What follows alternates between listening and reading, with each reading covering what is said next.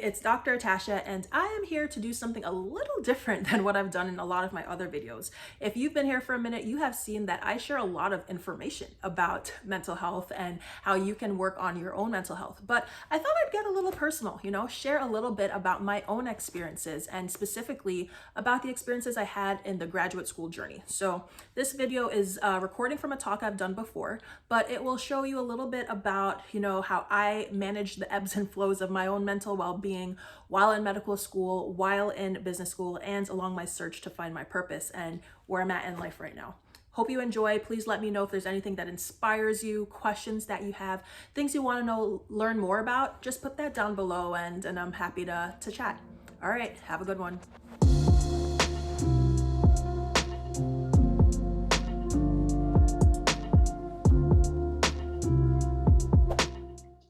So what I wanted to do is share a little bit of my journey, to kind of break this ice of the idea that mental illness and mental health is this like lofty idea and really give you the practicalities. And I hope that through sharing some of my journey, you can, grab what you want, leave behind what doesn't suit, but recognize, the things that I, in hindsight, can see what contributed to, took away from my own mental wellness experience. And I'm going to focus in mostly on the medical school and the business school side of things, because I think that's where the biggest parallel is to you all in your graduate school journeys. And I saw that there are folks who are kind of all along the spectrum of either pre or currently at different stages in training. So I think a lot of folks can maybe identify with this part where you're starting out. And you're either, there's the excitement of, wow, like this thing I've wanted to do, I have the ability to do it. There's the joy, the excitement of getting to just dig into what it was that you wanted to do. For me, in the medical school process, it was the white coat ceremony. So for people who don't know, that is where it was in the first week of school. We got our white coats. So now it's like officially your little baby doctor, a student doctor, just so excited for this process of being able to work with patients and be a part of folks' wellness journey. So for you, you can maybe think back to when you were starting out. And for the most part, it's something you spend a lot of time on applications, spending money to apply. So more likely than not, it was something that you wanted to do. And getting there, there's probably some degree of excitement. But then in my experience, so pre-clinicals, that's the first year and a half of medical school where it's just in the classroom.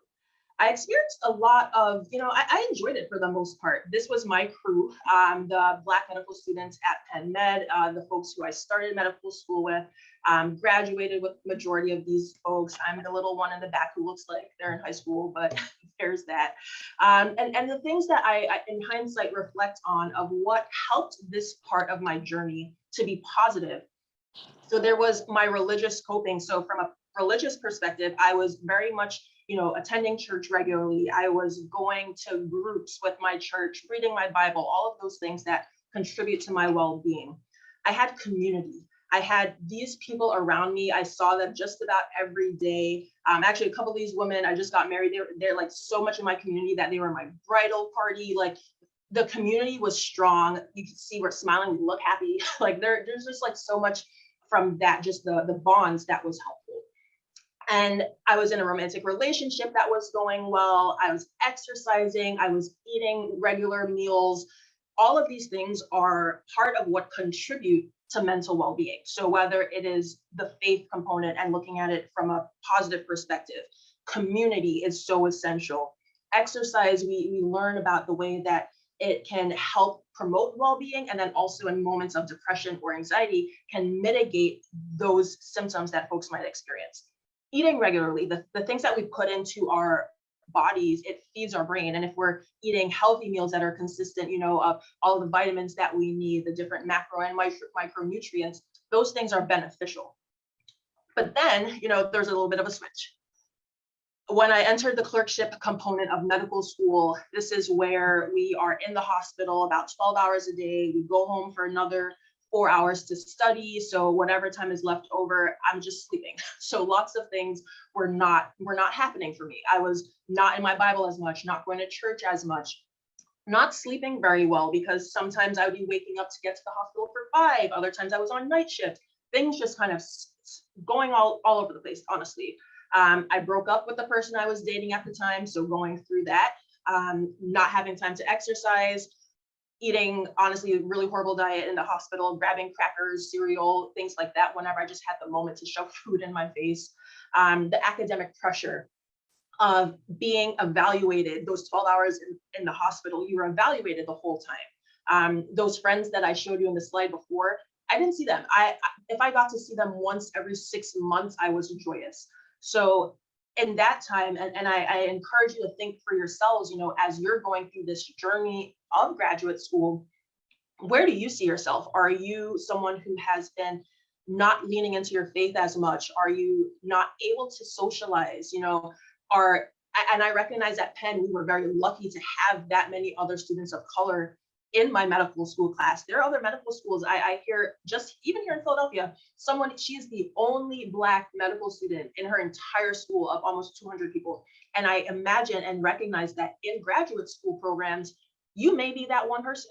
You may be that one person and don't have that community, and you're seeking it here through cohort systems.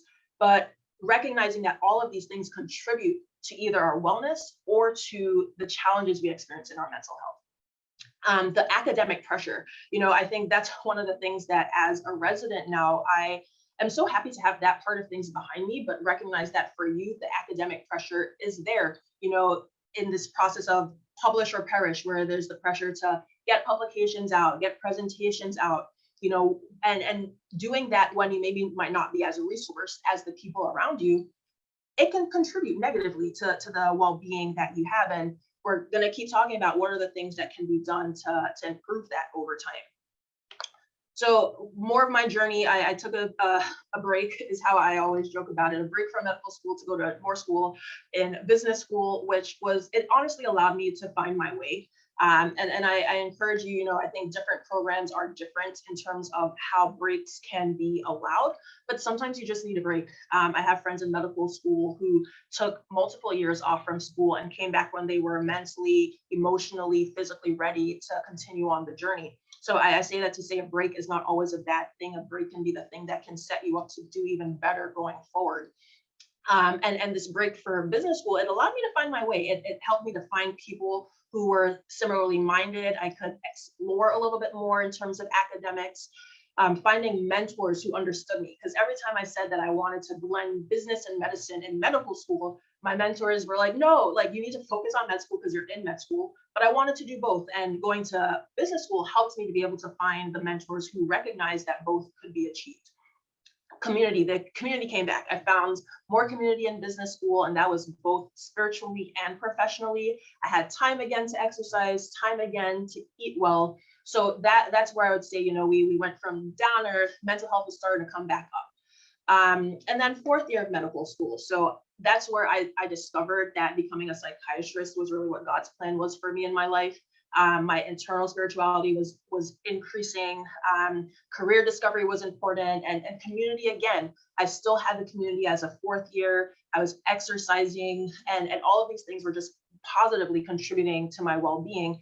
After I had a period of over a year of neglecting these things and experiencing pretty negative mental health outcomes as a result. Hey, popping in just for a quick commercial break to remind you to subscribe to my channel and like and comment down below if you're liking the content so far. Hope you enjoy the rest of what's to come because there's a lot of good information in store. When it came to graduation, this is my crew, my sister, my brother-in-law, my brother, my parents.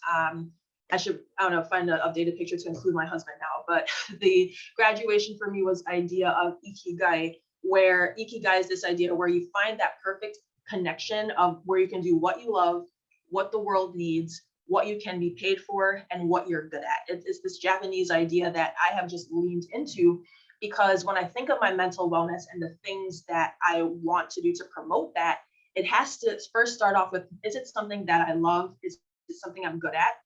Does the world need it, and how can I get paid for it?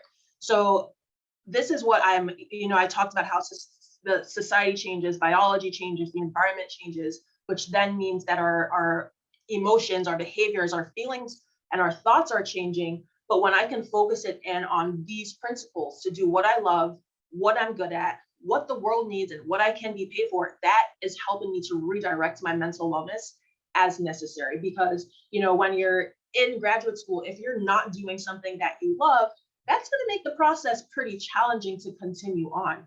If you're not doing something you're good at, again, that's going to make the process challenging. Not to say it's impossible, but it will make it more challenging.